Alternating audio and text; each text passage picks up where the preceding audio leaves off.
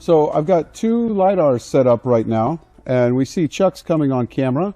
He is going to walk down the center of these two LiDARs. Are set up one long range and one medium range. The long range can go up to 300 meters.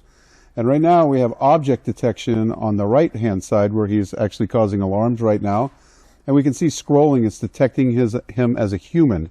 So we have these zones programmed so that they ignore vehicles and are just alarming on human beings. On the left-hand side, as he gets further along, we should be able to start picking up motion points that will scroll on this side. So Chuck, you may want to move to your left a little bit.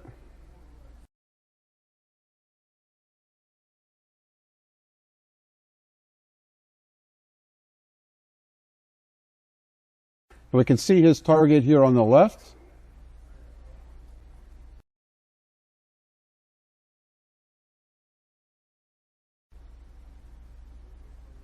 Here we go. We're moving out of an object zone there. So now we are picking them up and we're getting different point clouds.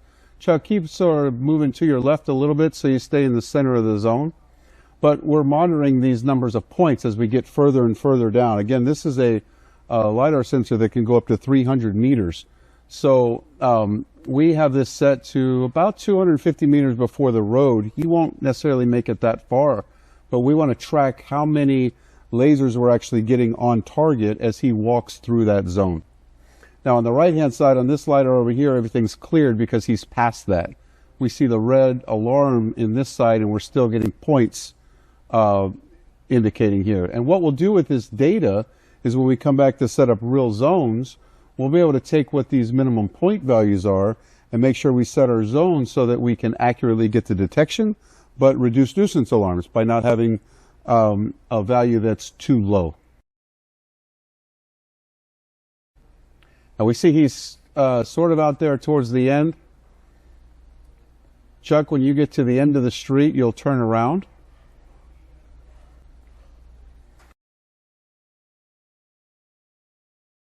So you're right on the edge right there at that distance. So why don't you turn around and come back?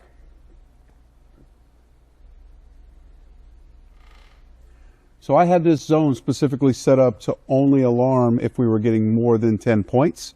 And so at the point he was at that far end, almost to the very edge of the road, we were still getting 11, 12 points. So it was still detecting him and going into alarm. As he comes back, these point values will start to increase dramatically. And now we see a vehicle that came in the road. You see it on camera, turned into the parking lot and moved out. It's now passing Chuck, and all of a sudden those point values jumped up dramatically because it saw that vehicle. That vehicle will clear here in just a second, but we're still getting alarms from Chuck as he's walking because he's walking back. But our point values are hovering around 16, 17, 18, I see. And this is all valuable data that we're using when we actually set up our zones in a real-life application. You can almost pick him up here in the corner as where he's at. I know the view may be a little bit small, but he's got a bounding box around him now with his vehicle right behind him. He's in front of that. But it was still picking up that point cloud for him all the way. Now you notice it started to pick him up on the right side. And it is classifying him as a human being over there. On the left side, he's within the zone. But the reason it's not alarming right now, it's still detecting, it still clearly sees him. It's right in, you can see this red box. He's seen very well, but I have the point value set too high for it to classify it as an alarm. And so again, this is a setup process that we're doing and we're testing today. So I would go back my next step and then I would decrease the number in that zone to make sure I'm creating the alarm at the same time tracking him. So it's not that it's not tracking him right now because you still saw that bounding box. As he got closer to the end, it exceeded that threshold. It was looking for 300, and now he's in a object detection zone, and it classified him as a human being there. He's actually stepped off to the left of it now. He's still on the right side. It's still picking him up. It's just the difference of the widths of the zone that we have there.